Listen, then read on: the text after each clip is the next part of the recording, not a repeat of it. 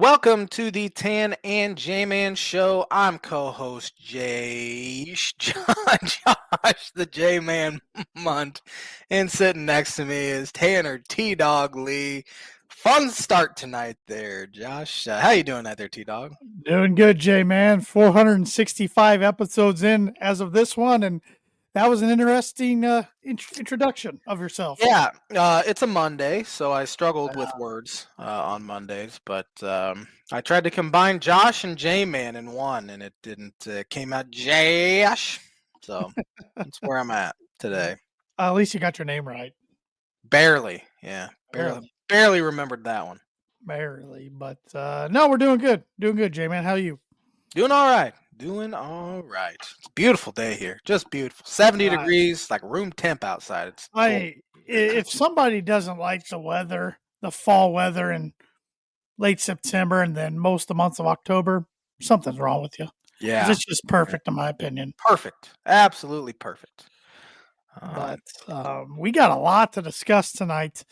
We got MLB playoffs going on, the conference series. We got big college football news as James Franklin is out. Penn State, Indiana gets their biggest win probably in the history of their football program. We got always stuff to talk about with the NFL. A lot of games to pick, a lot of confident points to get rolling and throw out there. So should be a fun show. Yes, sir. Should be a fun show. But first, I have some birdie or bogey trivia for you, and I don't like this. I got to be honest. I feel like it's lazy, but I was struggling to find a question. So I'm like, I'm not going to reinvent the wheel. I'm just going to change the question up a little bit from one of your things you gave me a couple weeks ago. You did Purdue quarterbacks, or was it running backs? I think it was running backs for. Yeah, and you gave Evan. Quarterbacks was Evan. Yeah. Yep. Well, I'm giving you Miami Dolphin quarterbacks. Oh, geez. The top 5 Miami Dolphin quarterbacks as far as passing yards is concerned all time. So 1 through 5. Oh, passing yards. There's no way. Yep, 1 through 5. As a Dolphin, I should say. Not their total NFL career. Just as a Dolphin. And I have to get them all in order too, right? Yep.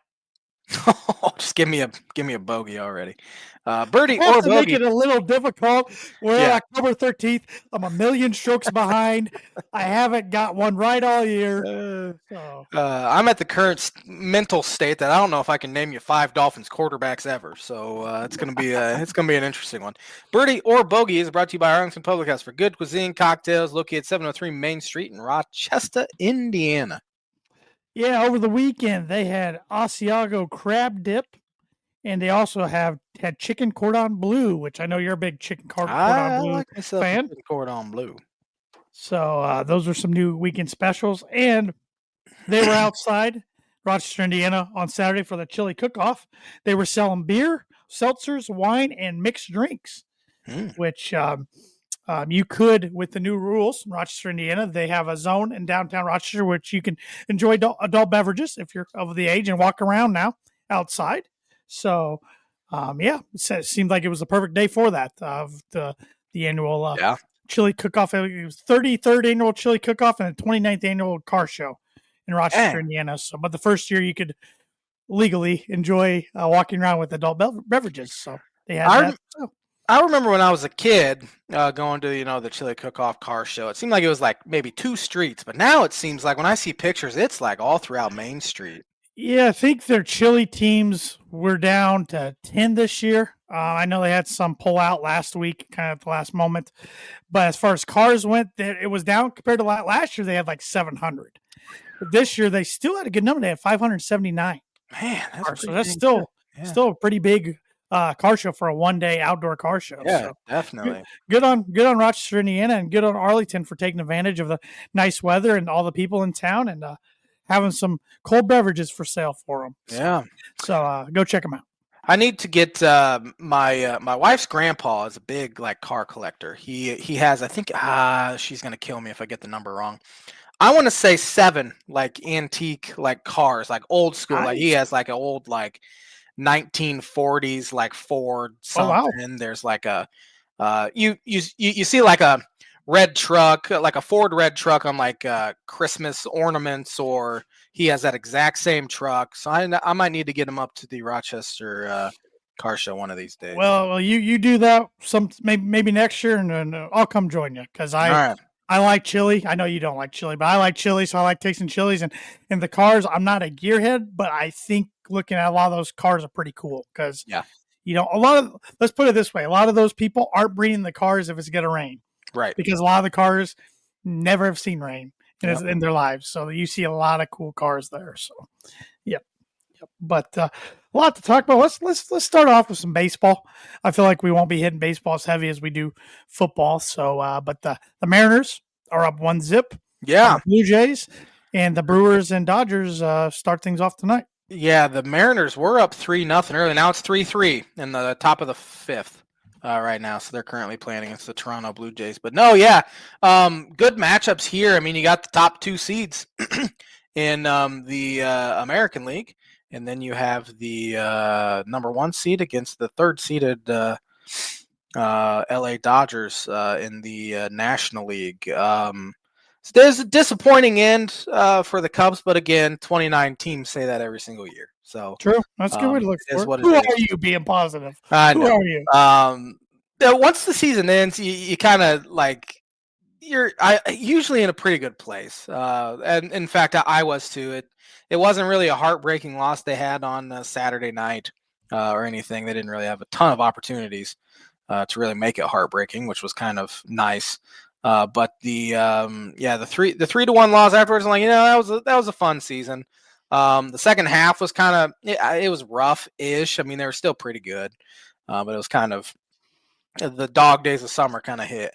But I was proud of them for fighting back after getting blown out in game 1 and game 2, to be able to force a game 5 by winning 2 at Wrigley, and Wrigley was unbelievable on Wednesday and Thursday. I mean, Craig Counsell has played on 2 teams that have walked off in Game 7 of the World Series, and he said that Thursday night's crowd was unlike anything he'd ever seen in his baseball career.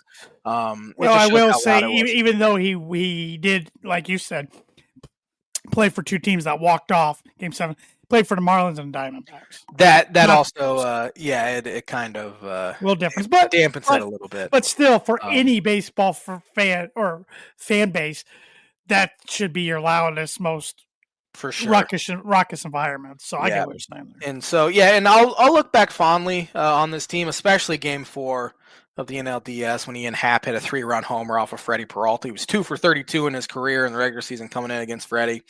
Hits a 3-run homer to open up the thing, and the place is just bumping. So I'll always have fond memories of that. But still, if you don't win the last game of the year, it's going to be disappointing. And that's something the Cubs were not able to do. And they would have had to play the Dodgers in the championship series. Would have loved to have a shot at them, obviously. But that unfortunately did not come to fruition. And the NLCS kicks off here in, I think, about at 7 o'clock Central Time. So I think about an hour and 25 minutes or so. It'll be kicking off. What are your predictions? I think, the American League's difficult because I think both teams are. I'm going Jays in 6. Jays need to win tonight, or they're going to have to win out to get your. I know. Right. No. That's a tough one.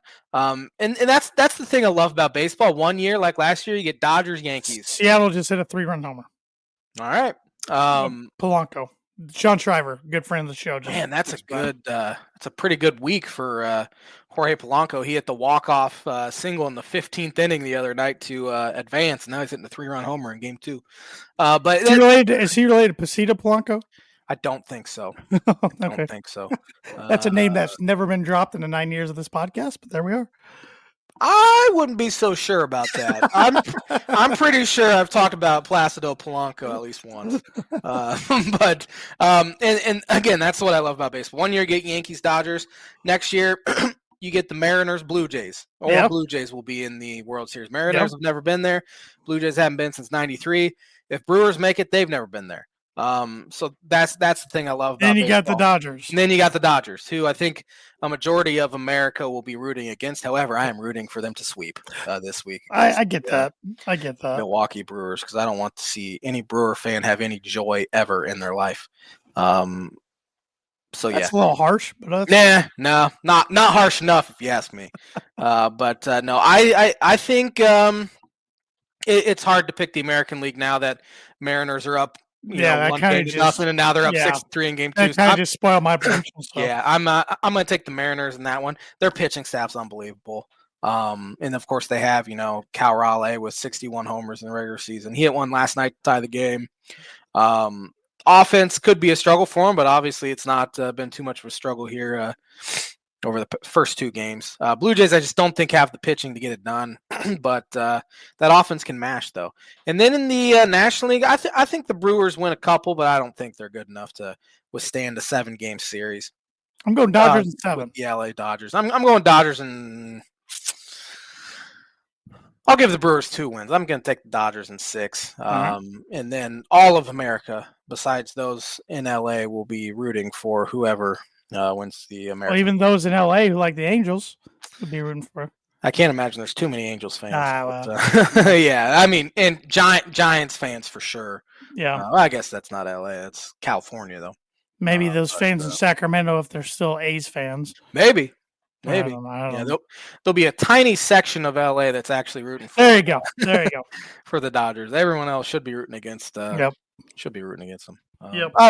Of course, I'm sure there's people that hate the Mariners that live in Seattle or something, and that's how I was with the Colts all those years. I had to root against them because I hated them so much, even though they had no bearing on my team because my team stunk. But anyway, yeah, Mariners, and I'm gonna say that goes 7. I think the Blue Jays win a couple in Seattle, and then they lose at home. But then Dodgers in 6. And going back to the Cubs real quick to wrap up our MLB talk, I know we'll visit this question later when we get closer to time, but as of October 13th, what do you want to see them address in the offseason?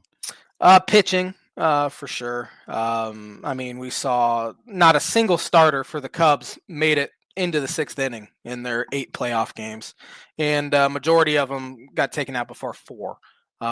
So that's obvious something. Now, they were dealt kind of a hard, difficult hand with Cade Horton get hurt in his last start of the year.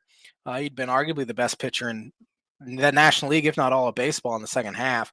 So he wasn't able to go. Losing Justin Steele in April or May, whenever he went down for the season, really stung as well. So they were able to withstand that. Colin Ray was fantastic as kind of a 5th starter swingman type, and he really stabilized the rotation when Steele went down. And he ended up having to throw the bulk innings on Saturday, which that kind of shows you how bad the Cubs pitching was at that point. The big storyline will obviously be Kyle Tucker. Will they sign him? Won't they sign him? I have no idea. He had a bad second half. He dealt with injury issues. I don't know. His personality doesn't give you a whole lot as far as, is he happy? Is he unhappy? Sort of deal. So you don't really know what's going on. And obviously money talks. So it'll be interesting to see the kind of deal he gets.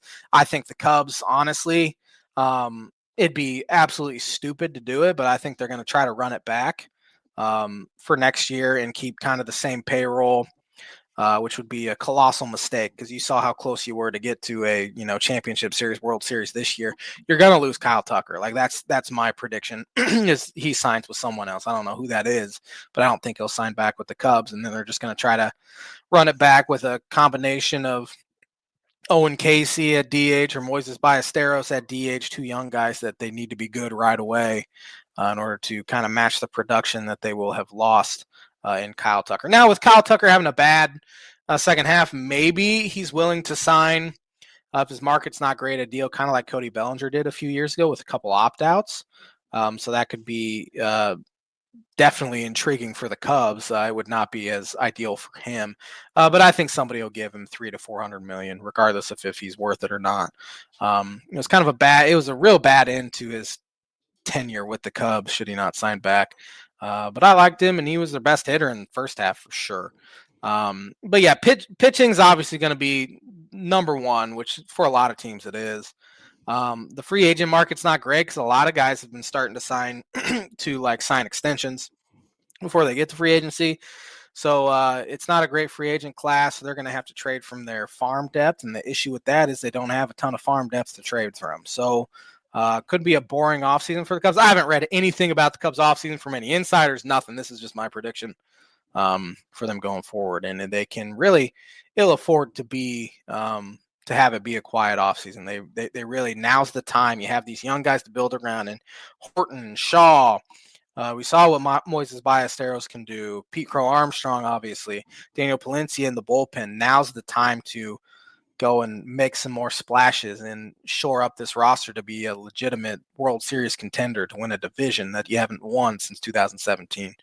And hopefully Tom Ricketts gives Jed the monetary funds to do this, but that has remained to be seen over the past couple of years.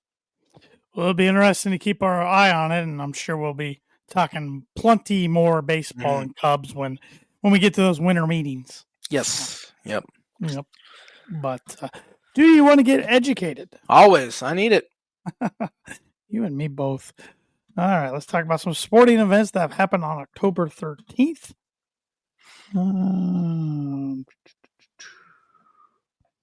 On this day in 1914, the Boston Braves beat the Philadelphia A's 3-1 at Fenway Park for the first 4-game sweep in World Series history.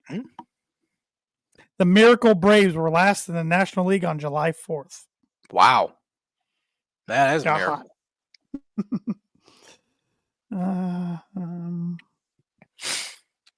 Let's see here. On this day, 1960, Baseball World Series, Pittsburgh Pirates second baseman Bill Mazeroski, I believe is how you pronounce his last name, bottom of the ninth, hit a leadoff home run to beat the Yankees 10-9 at Forbes Field in the series deciding Game 7. But the Yankees had the MVP and second baseman Bobby Richardson.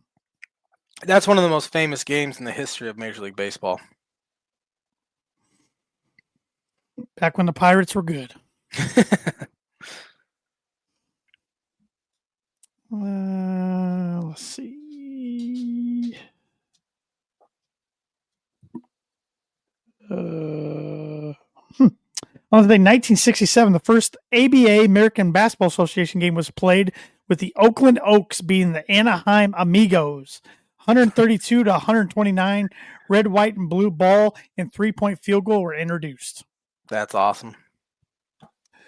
Well, this one just grinds my gears. On this day in 1967, the Seattle Supersonics, this is now Oklahoma City Thunder, lose their NBA debut game 144-116 to the San Francisco Warriors at the Oakland County Coliseum.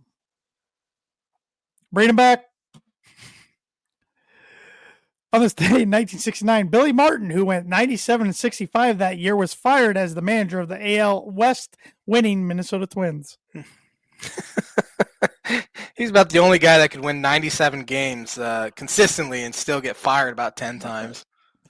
On the day 1971, the first ever night game of the World Series was played as the Pirates beat the Orioles 4-3 in Game 4 at Three Rivers Stadium in Pittsburgh. 71? That was the first World Series night game? Man, that's not that long ago. Well, yes, it is, but I know it is, but yeah. Pirates Orioles. How do you think a Pirates Orioles World Series would do in nowadays with the ratings? Probably not great, I wouldn't imagine. Depending on, who would have thought a Kansas City Chiefs Super Bowl at one point would be very highly watched. So it depends on who's won the teams. Yeah, good point there. Let's see.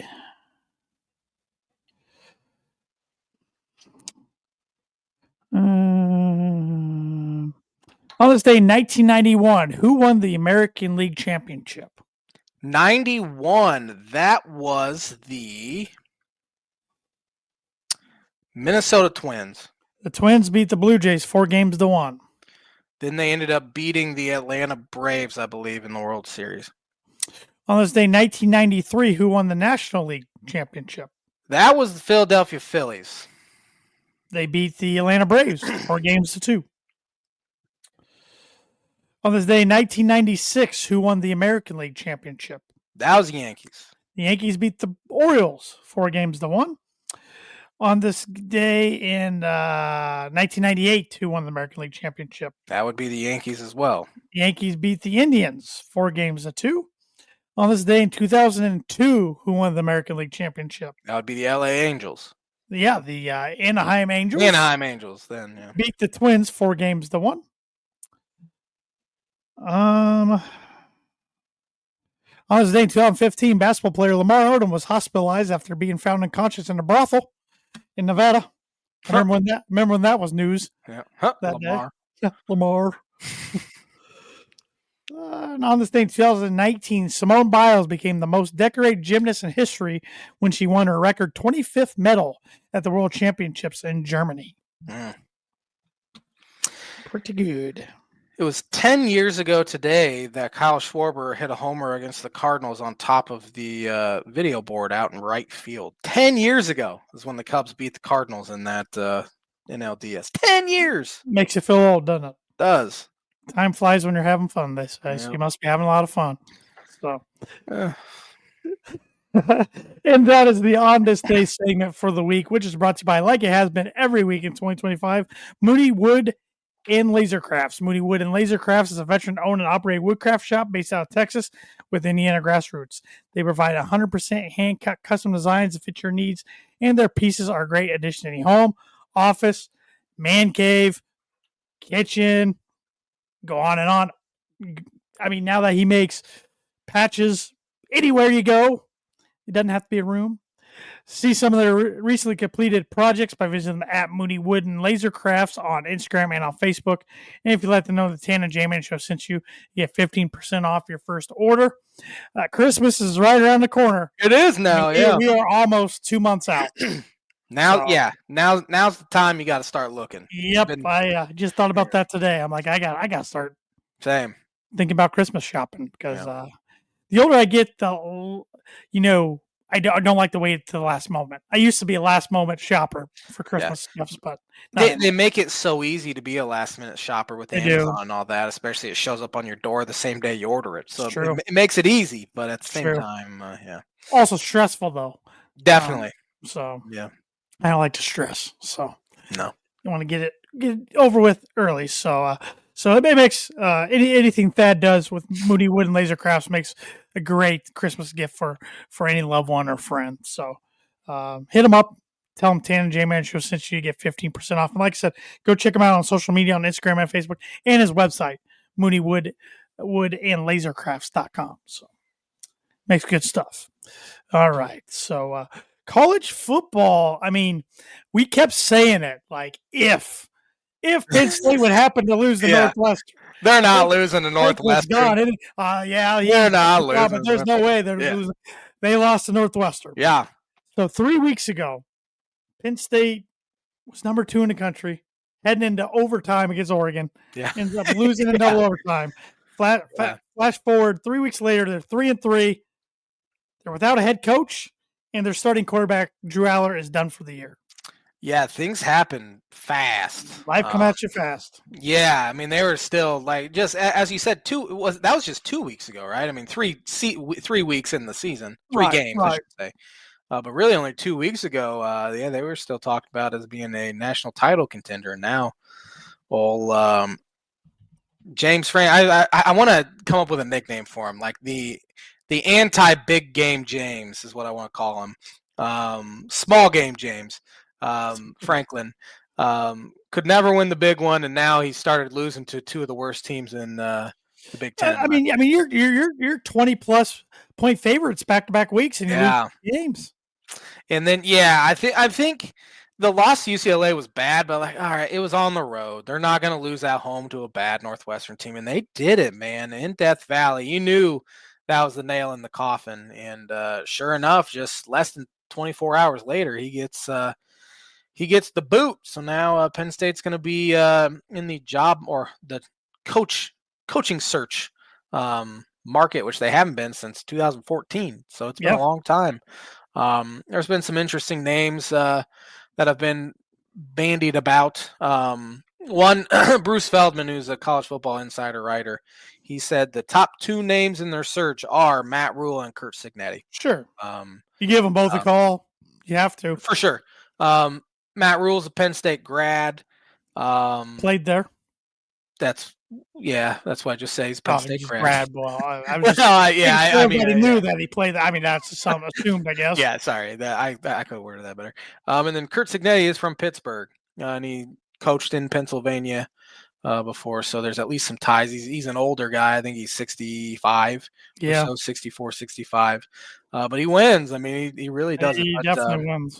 Matt Rule would be funny because James Franklin's one bugaboo was he could never win the big one. Yeah. And Matt Rule has lost 16 straight to the top 25. So that'd be a hard sell to the fan base. And Clark, what's his name? Lay of Vanderbilt.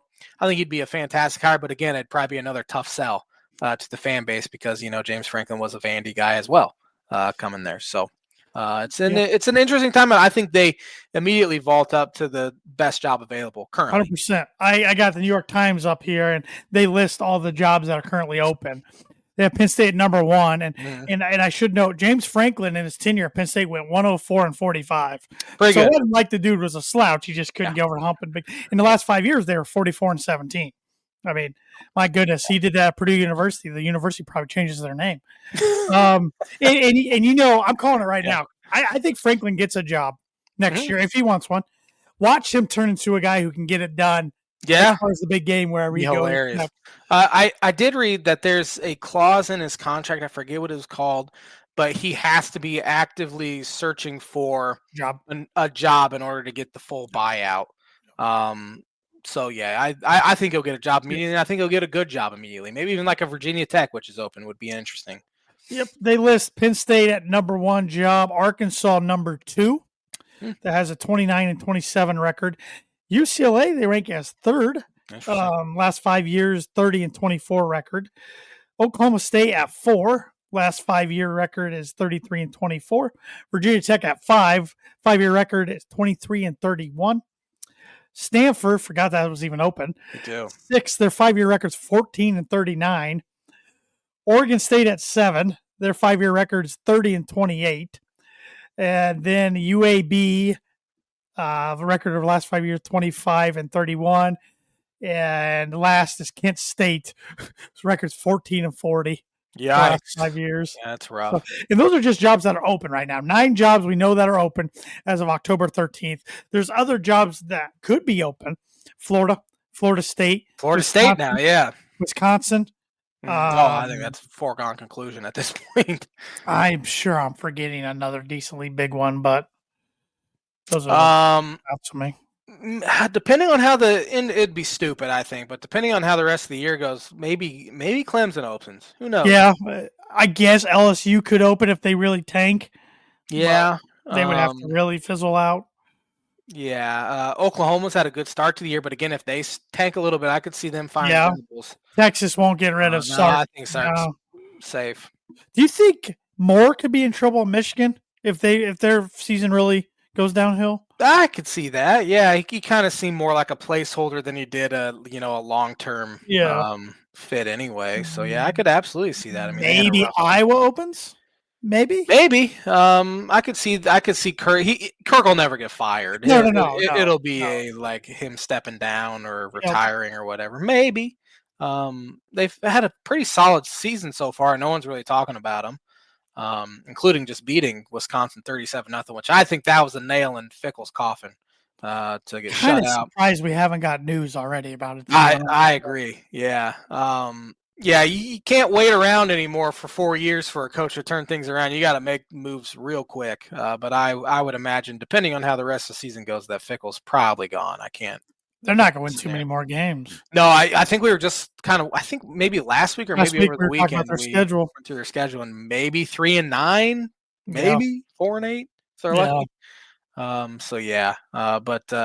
Other than that, we could see like Oregon open up if like Lanning takes an NFL job or something. Iowa State if Campbell takes or he's another name I've seen float around there for Penn State. Yeah, I think that'd be a pretty good fit. I've seen Manny Diaz float around. Of course, he used to be their DC. Mm-hmm. He's doing good things at Duke, but I don't think Penn State. I think that'd be like option C, D, Yeah, E because he didn't probably. do well at Miami. Yeah, didn't do And well at that's a Penn State Miami. program. He did pretty well at Temple. Yep. So did Rule. And so did Rule. Yeah, and Rule's a proven program builder. I mean, Sure. Temple was garbage before he got there. Turned Yep. him into like a BCS contender. Yeah. There for a while, and then Baylor took over a dumpster fire after the Yep. Art Briles thing. I Yep. think his first year there went 1-11. His third year there, they won 10 games. Yep. So he's done it. He was a disaster in the NFL, but I mean we've seen that happen. A lot of people are. Yeah, it'll be fun to kind of watch play out. I think Rule would be more likely to land there than Signetti. I agree. I could see Signetti use it as some leverage.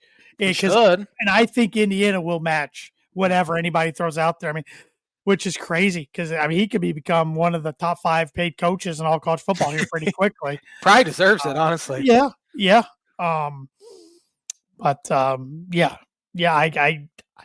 I don't like the guy, of course, as a Purdue fan, but he's very arrogant. But the dude wins, and what he's done these last 2 years has been pretty remarkable. I mean, lot of ball left to be played here, but on paper they should be favored probably every game.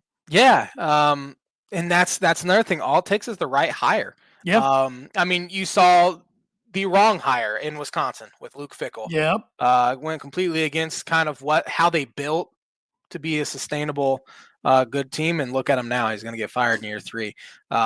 IU was a bottom feeder of the Big Ten almost every single year. I mean, Tom Allen had a good year once in a while. Well, that 2020 year, but that was such a fluky season overall. That's what made him stay for so long because he gave him a contract extension. And now, Sigs is now, number 3 team in the country, Indiana, and they look every single bit of it, too, going on the road. And really, I thought they really handled Oregon. I mean, we watched that entire game together. They really handled them, and the only reason why it was all that close is because Oregon had a pick 6 there in the third quarter to tie it. Indiana looked every bit the part of a national title contender, and I have a hard time really believing it, even though they were last year, and now this year they're even better. Well, last year they were a playoff contender. I wouldn't put them at national title contender, especially with the way that Notre Dame game went. But this year, I think you got to look at them. I mean, they proved the moment's not too big for them. Mm-hmm. And I thought Signetti coached better than he had. Like last year against Ohio State and even Notre Dame, I thought he looked a little scared of the moment a little bit. He didn't yesterday. Even they looked a little timid against Iowa, but they made enough plays late to win that game. They looked all the part on Saturday, as much as it pains me to say. And I didn't realize their defense was so good until I watched them Saturday. Yeah, I hadn't really watched them this year. I watched them a little bit when they played Illinois, but other than that, I hadn't really watched them because they hadn't really played anyone, honestly. Right. And their non-con was a joke, and I thought, and they kind of struggled against some of those bad teams too. Like Dominion out of the gate, they didn't wipe the floor by any means. Yeah, and now, going on the road to Oregon is that's as an impressive of a win as you could possibly have in the Big Ten these days. So really is. Yeah, kudos to them as much as I don't. And it puts Oregon on the ropes where I don't know if they can afford another loss. Yeah, especially after losing at home. That kind of does put more pressure on you. I don't know what their schedule looks like the rest of the way. Let's see. They fell to 8th. I know they're at Rutgers this week, which that's a long road trip. I guess you never know. I mean, we just let's see what Oregon's schedule is the rest of the way here. I mean, they're still talented enough; they could still win it all. Yeah. But they'll be favored. So they're at Rutgers, Wisconsin at home, at Iowa, Minnesota at home, USC at home, at Washington. So they avoid Ohio State. I would say, looking at that schedule, they likely win out, but likely, and that'll get them in for sure. That'll probably potentially put them in the Big Ten title game. Could. Yeah. So Indiana's up to number 3, highest I think I want to say ever been ranked or tied for their highest ranking in school history. Either way, you got to go back to the 60s. Yeah. But number 1 team in the country still is from the Big Ten, Ohio State. They look every bit the part. They're really good. Illinois hung in there for a while, but they opened it up. Yeah. Illinois did about everything you possibly could to lose that game because I think they ended up outgaining them.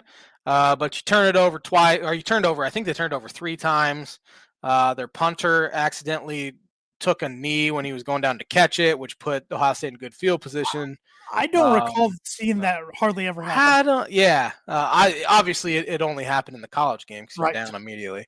Right. But yeah, very. I remember seeing it at least once or twice before. Yeah. But not too often. So that was just kind of a little Fluke. bit of bad luck, a little fluke there. But yeah, that Ohio State defense is ridiculous, and I think they might even be a better team this year than they were last year. I think you're right. They have so many weapons on offense too. Yeah.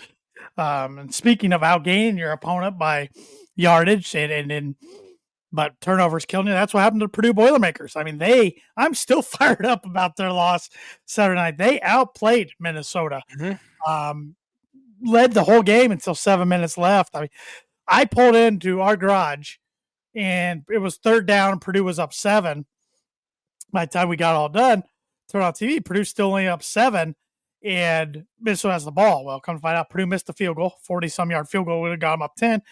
Minnesota goes down, scores in a drive that they converted a fourth down.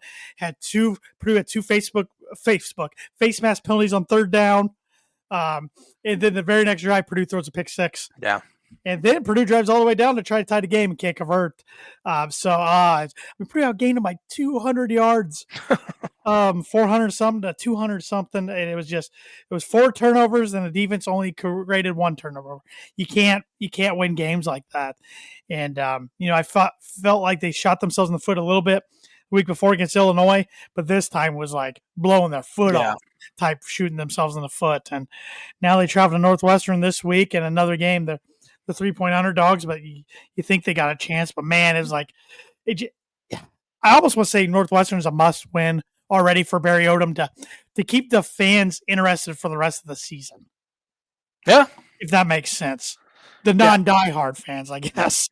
Yeah, Purdue is so much better than last year. They are, but they're still doing they just got to learn how to win, which they do. It's a cliche. But even against USC, I thought they were right in it, but they had a bunch of turnovers, especially 3 red zone picks in the red zone. Yeah, yeah. You clean that stuff up, but here we are, week 7, and they're still doing it. So maybe this will be the week that they finally win a Big Ten game or game against a Power 4 opponent in 2 years. Yep. Then they have another opportunity the next week as well. Because November is Murderers Row. Yeah. With their schedule at Michigan, Ohio State at home, at Washington, Indiana at home. I mean, that's rough. Yeah, but Thad Mooney on Facebook said Purdue gave a very early Christmas gift to the row boaters. Yeah, definitely did. I just want to rip that tie off PJ Fleck's neck. So annoying. 9 years later, and he's still as annoying as he was year 1. He really is. You thought it might mellow out a little bit, and it's even gotten worse. He loves to work the officials. Definitely. I mean, he's like Tom Izzo of Big Ten football out there. But hey, it works for him. But Purdue just can't win up in Minnesota very often. It's very, very weird. But you want to pick some games around Big Ten country? Speaking of Minnesota, this is a Friday nighter. They host number 25 Nebraska. Let's see what the line is on this game. Assume it's pretty close. Nebraska's actually 7.5-point favorite. I was going to say Nebraska for 6.5. That's what I was thinking. Give me Nebraska for 2. I think they go in there and win. They'll be 6-1, I think. I got Nebraska for 6. It's more points than I like putting on it, but that's just how it kind of unfolded for me. Yeah. The only thing I could think of was, I saw it happen at Purdue years ago when Jeff Brom Louisville rumors started in 2018. Yeah. That the team could kind of lose their focus at least for a week or two. Mm-hmm.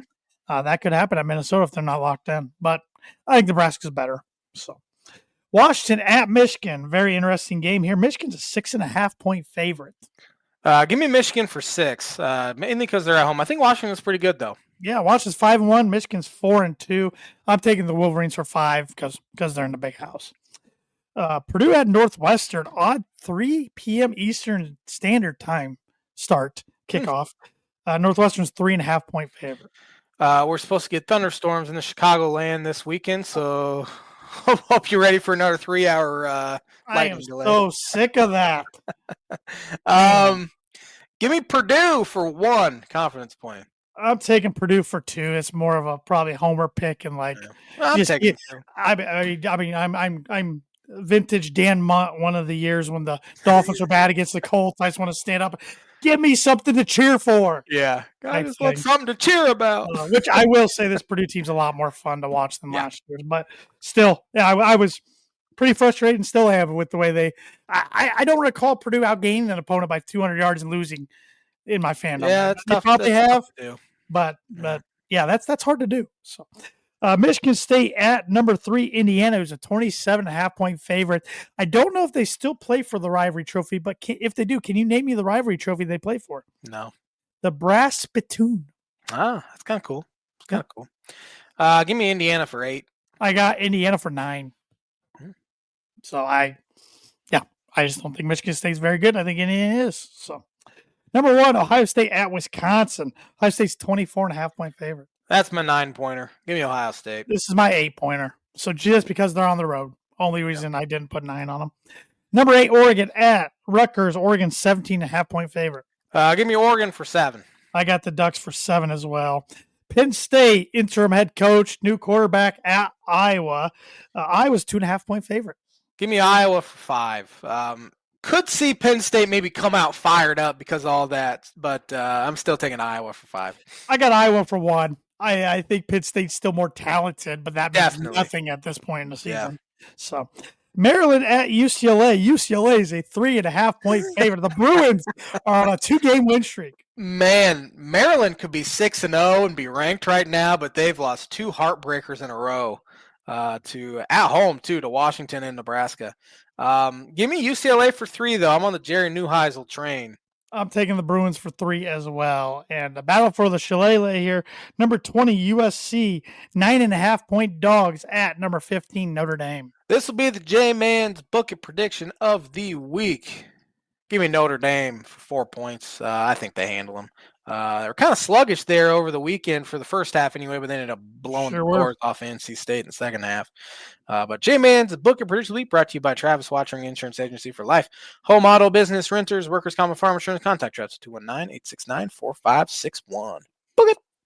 I'm taking Notre Dame for 4 as well. I'm in agreement with you. And I do want to air a annoyance of myself, a grievance of myself a little bit out here. I am seeing more and more on my social media feeds, same people celebrated Indiana football victories and Notre Dame football victories. You can't do that. Can't do it. Pick one or the other. Yep. Your whole life, you're probably Notre Dame football fans. Definitely. And last year, you hop on the Indiana bandwagon. I know the group I'm talking to, I know you're Indiana basketball fans, and you don't like Notre Dame basketball. Do you also root for another team aside of Indiana basketball? No. Who did you root for when they met in the playoff? Give me that answer. Whoever you root for, that's your team. That's your team. I'm being a whiny Purdue fan. I get it. But I am so annoyed. Like, there's some exceptions, but I guess. But for a majority, no. Pick one side. Yeah, I have it's driving me nuts. No respect for those people. It's driving me crazy. Because I darn well know there's none of you rooting for Indiana football and Notre Dame basketball. That's not a thing. No. It's a more annoyance of myself than anything. Yeah. But pick a side, darn it. So, all right, top 25 games. Jeff Brom and his 4-1 Louisville Cardinals travel the number 2 ranked Miami, Florida Hurricanes. This is Friday night. Crazy things happen on Friday night. Miami's a 13.5-point favorite. These are the kind of games that Jeff Brom wins, and then he'll lose at home to Virginia or something. Not on the road, though. He doesn't win it well. That's a good point. He did at Iowa, at Purdue one year. I do remember that. Give me the Canes, though. Seems like no one's really talking about them, even though they're number 2. Nope. I think Miami wins. SEC ranked matchup number 10 LSU travels to number 17 Vanderbilt, who's a 2.5-point favorite. Give me LSU. I haven't watched a single SEC game. I hate that football. I don't know what it is. I just can't stand SEC football watching it. Yep. I'm taking LSU as well. Number 12, Georgia Tech, 6-0 at 4-2 Duke, who is a 1.5-point favorite in this one. Give me Duke. That Illinois win at Duke's looking pretty good now because Duke's gone on. They've beaten NC State, and they went on the road and destroyed Syracuse. Give me Duke at home. I will take Georgia Tech to be different there. Thad Mooney on Facebook, to that group rooting for both. It's easy to win when you don't move your back row.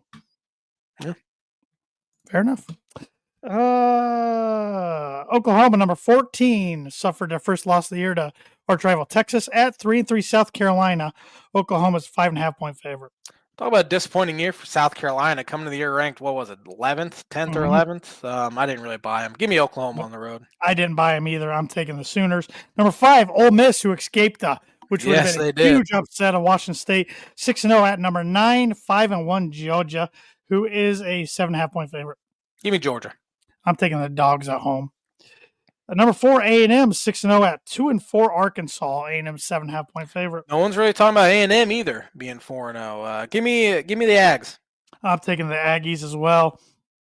Number 7, Texas Tech, 6-0. 11.5-point favorites on the road at 4-2 Arizona State that I will say have been a disappointment this year. Yeah, they missed their quarterback was out this week. Yeah, he's been out. But give me the upset. Give me Arizona State. I'll take Texas Tech. I think they're pretty darn good. They've spent enough money to be good.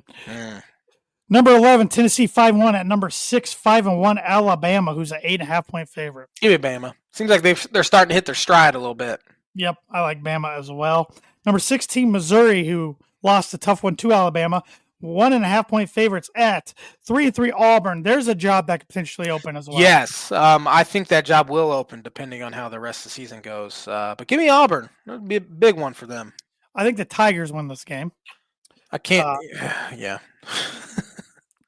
But I'll take the Missouri Tigers over the Auburn Tigers. I will never pick Missouri in anything. I know you won't. And this is a fun rivalry, the Holy War.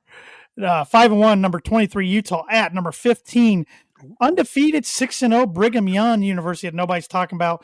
But Utah is a 3.5-point favorite on the road, Like it's an undefeated team.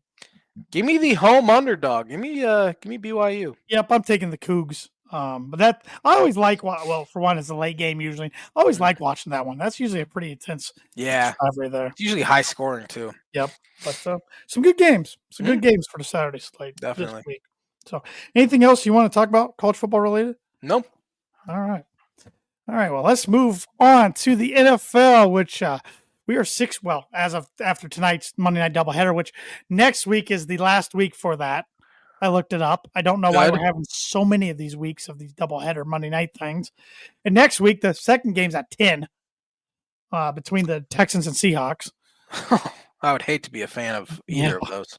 I've been there before, but usually on opening night. I remember that. Always a loss. But anyways, we are 6 weeks under the belt after tonight. It's crazy to think. And we're really starting to see some movement. We saw Callahan fired today at Tennessee, which wasn't there very long. Dumb because they weren't going to do anything this year anyway. So fire him after the year. I don't know what that accomplishes. I think there's some other coaches like Aaron Glenn's probably in trouble. I would say so. Year one, yeah. What he did yesterday before half, I just don't understand. What he did yesterday at the end of the game was even stupid. That too. But there's some other coaches that are probably in trouble. But anyways, 3 winners, 3 losers for week 6. My first winner is the Tampa Bay Buccaneers. I would say they're one of the best teams in the NFC. I love Baker Mayfield. They kind of, I don't think that Niners team is that great, but still, they handled them pretty good. I think Baker's MVP right now. I do too. Yeah, he's putting up huge numbers. My winner, go back to Thursday night, the New York Giants. Yeah. Beating the Philadelphia Eagles, the defending Super Bowl champs at home, 34-17. And Jackson Dart played pretty well. Scatterboo was a beast. Giants have proved they're tough at home. They can't win on the road yet. Hopefully that continues this week for my sake. But they're tough at home. They beat the Chargers and Eagles now at home. 2 teams that I think are playoff caliber teams. So give me the Giants in the winner category. My second winner is Carolina Panthers. Back-to-back weeks, they're at home, but they're at 500 for this late in the season for the first time. What feels like forever.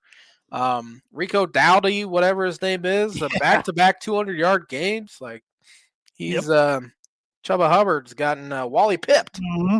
Sure has. I am taking the Kansas City Chiefs. I hate them. That was a good win over the Lions. Now the Rice is coming back. It's just the rich get richer now with weapons. But it's hard to go to a whole NFL game without a penalty. Kind of funny. The one team that does that's Kansas City, isn't it? Yeah. What a Yeah. joke. What a joke that is. But Um, good win for them, though. yeah. My last winner here is New England Patriots. I mean, it's kind of just piggybacking off of their Sunday night victory last week against the Bills, but they're 4-2. Mike Vrabel, he's a tough SOB, and I wish my favorite team would have hired him. Yeah, he's a culture creator, isn't he? He's tough. Tennessee should have never fired him. That was stupid. Yeah. But my last winner is the Denver Broncos defense. They were amazing yesterday. Only reason they won the game because Broncos special teams was terrible. Offense was terrible in the second half. Sean Payton's play calling was awful. I don't know what he was trying to do in the second half. It felt like he's like, well, I know our defense can win us the game, so I'm not even going to be very aggressive. And it's like, well, it almost backfired on you, buddy. Yeah. Probably should have. But the Broncos defense had 9 sacks. Yeah. Justin Fields completed 9 passes. The Jets didn't have 9 first downs. How many sacks does Denver have on the year now? They're on pace right now to shatter the 84 Bears record. I believe it. Let me see here. They have the most through 6 weeks all time. They have 30 sacks through 6 weeks, which is the most over the last 10 years through 6 weeks. The 2019 Panthers at 27, 3 teams tied with 26. Dang. They have 10 more than the closest in the league right now. That's crazy. Yeah, I don't know if the Dolphins have 9 sacks on the season. Well, it's been fun to watch Jonathan Cooper, Nick Benito almost try to beat each other to the quarterback. It's kind of like Von Miller and DeMarcus Ware in 2015 trying to beat each other to the quarterback. So that reminded me of 2015 defense. And shout out to Vance Joseph. You know, I was as a head coach, critical on him when the Dolphins a few years ago put up a 70 spot on him. I was calling for his head, and he's turning it around. And if that dude doesn't get a head coaching job soon, a second chance somewhere, I'll be pretty surprised. Yeah. I think I said this over the weekend after that Dolphins-Broncos game. Neither team's been the same. Broncos have been good and Dolphins have been bad. They so, kind of flipped. Yeah, kind of flipped. First loser, I am going to go with the Jacksonville Jaguars. Yeah. I was just a big win, Monday night win against Kansas City. Home in a game against Seattle, who's on par with you, I think. You got to win that game if you want to be taken seriously as a division contender, and they didn't look very good. 100%. Philadelphia Eagles, back-to-back weeks that offense has looked terrible. Obviously, Denver has a great defense. I don't think the Giants do, though. And then today, the Eagles' best pass rusher, Zadarius Smith, decided to retire. He was leading them in sacks and pressures and all that, and he just decided to up and retire in week 7. So, yeah. My second loser, Dallas Cowboys. The Panthers have been impressive, but man, here we are again, another year where the Cowboys are overhyped coming into a year, and they just year in, year out, nothing changes. Dak Prescott's been playing well, but that team can't find it. So Cowboys. NFL and Europe. The games haven't been good. I mean, yesterday's game was bad, boring. But it used to be fun. Like you get 2 or 3 games a year, and you get to wake up at 8:30. All right, awesome. We get football on. Now it's every week. I don't even watch them anymore. I just think they're boring. Got another one this week. I know. And did you see what Goodell said? Eventually, I mean, this would be years down the road where he wants every team to play one international game. I hate it. Man, I cannot stand it. That's gonna be all over the place. That's gonna be every continent. Yep. Last loser. Sorry, Jay, man. I got to throw the Miami Dolphins in this category. And not even so much how they lost, even though they should have had Herbert sacked, darn it, because I wanted to lead in the AFC West. Twice. They should have had sacked twice. Back-to-back plays. But and one guy was trying to credit Herbert. I'm like, that's more the lack of what the Dolphin guy did than Herbert. But it was more even that then your captain comes out and lays out some dirty laundry. Just not good. Just not good. Gutless losers. My last loser is the New York Jets. Aaron Glenn probably should be fired. Instead of kicking a 62-yard field goal to try to take the lead, they go for it on 4th and 8 with a quarterback that can't throw with a terrible offensive line. It's the best pass rush in the NFL. Kickers, 62-yard field goals are no longer scary in the NFL. Kickers have made 73% of their kicks of 50 or more yards the past 2 seasons. Back in 1970, they made 73% of their kicks under 50 yards back then. So kickers are almost dang near automatic these days. Jets stink. Aaron Glenn stinks. Yeah. If I'm Nick Folk, I'm a little mad that my coach didn't have trust in me. They at least try it. So. And Nick Folk's old, and he probably hits it short. Probably. But still, he hadn't missed a kick all year. Give him a shot. It's a better shot than having Justin Fields try to pick up a 4th and 8. Yes. Now, the point would have been moot if, Garrett Wilson would have just caught that pass right on the sideline at the end, which was a good play by the DB, but Garrett Wilson. Yeah, Hufanga, and then Cooper saved him back-to-back plays. So. Blind ranking real quick. I have Broncos quarterbacks that have started at least one game since they won the Super Bowl. Oh, my. So, starting with your boy, you had a former Jersey of his, Paxton Lynch. I got to put him last. I got to put him at 5. I mean, for a first-round draft pick, he started, I believe, 4 or 5 games. Was terrible. Bad. So I know there's probably some others that have started one game that were technically worse, but first-round pick.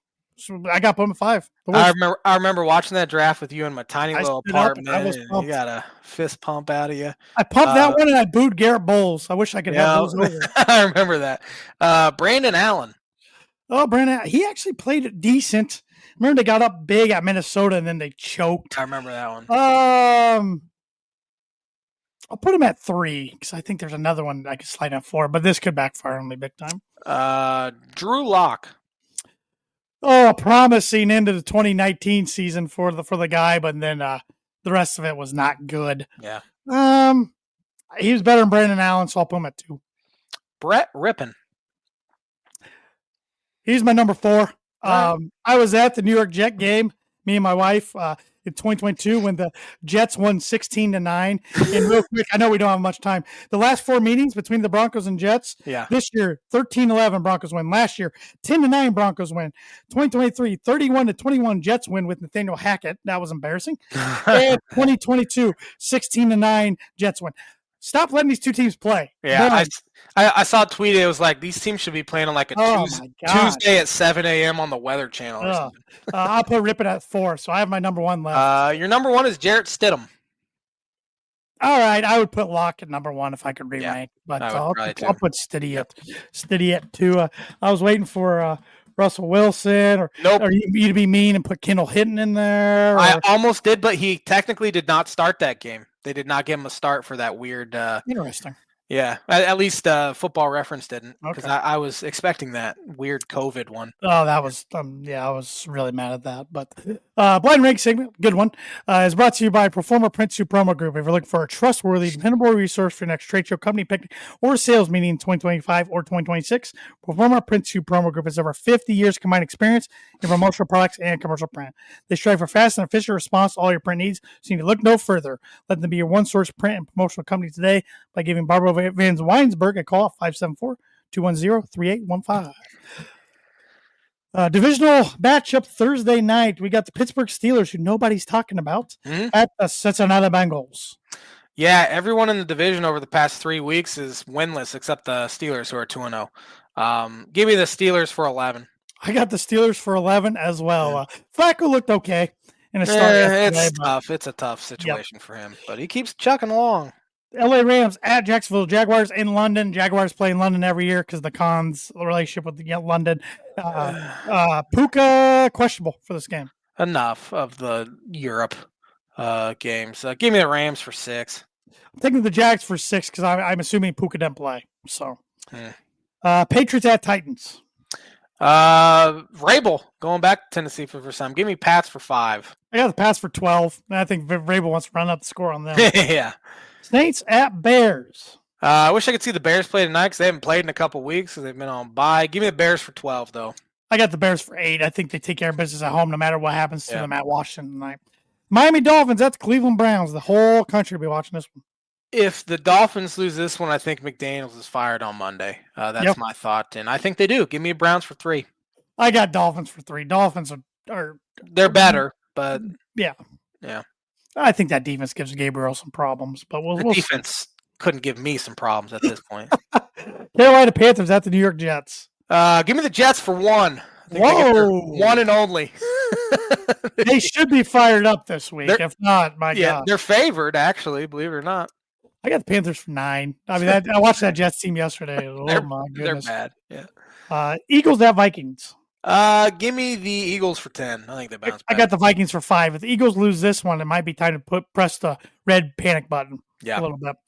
The Raiders at the Chiefs. Chiefs for 15. Yep, enough said. Colts at Chargers. This should be a good one. Chargers for 8. Taking the Colts for 1. I don't believe in the Colts. Still don't. They haven't played anyone. They did beat Denver. Either, J-Man, but thanks to the leverage penalty. I don't know. I keep picking against them, and they're proving me wrong. So I'm taking them this week. So. Chargers were pretty unimpressive yesterday. Yeah. I don't like either team. So. No, neither. Giants at Broncos. Broncos for 9. I got the Broncos for 13. I think their offense bounces back and looks pretty good in this one. Commanders at Cowboys. Ugh. Commanders for 2. I'm taking Cowboys for 4. I don't know why. I guess just because they're home. Packers at Cardinals. Packers for 13. Got the Packers for 10. Sunday Night Football. Falcons at the Niners. The Falcons are up right now on the Bills, by the way. Oh, interesting. Niners for 7. I have Niners for 14. Buccaneers at the Lions. Lions are in some fun games lately. They are. Give me the Lions for 4, just because they're at home. I got the Lions for 2, but I think this is more of a toss-up. And the Texans at the Seahawks. Give me Seahawks for 14. I don't believe in C.J. Stroud nor the Houston Texans. I got the Seahawks for 7. So back to our birdie or bogey question. I want you to name me in order the top 5 passing leaders in yards all time for the Miami Dolphins. I know I'm going to get number 1 right, and that's Dan Marino. Yes, with 61,361 yards. My number 2 guy. Oh, man. Is it Greasy? Bob Greasy with 25,092 yards. Number 3. Is it Ryan Tannehill? Ryan Tannehill with 20,434. Is number 4 Tua? Tua was 16,719. Wow. I can't believe that. Number 5, I don't even know who their quarterbacks were. I can't even think of a 5th. Is it Jay Fiedler? You got a birdie. Are you kidding me? 11,040 yards. Holy, I cannot believe that. You want to take a stab who's number 6? Earl Morrall? He's 14th. Okay, that makes more sense. I cannot believe I got all 5 of those guys in correct order. I feel like I should go play the lottery now. Number 6, is it Don Strock? I've heard that he was name. Number 9. Number 6, is it Henne? Chad Henne. Oh my gosh, that's how 7,114. Then you got David Woodley. Yeah, I've heard of Ryan Woodley. Fitzpatrick, Strock, and rounding out the top 10's Matt Moore. He has barely more than Chad Pennington. Okay. 12th is Gus Farrat. I just had to throw that name. Gus Farrat, yeah. That I cannot believe that. You get the crown for the year. I'm not catching wow. Good job, J-Man. Thanks for watching the Tan and J-Man show. We'll be back at her next Monday with another episode.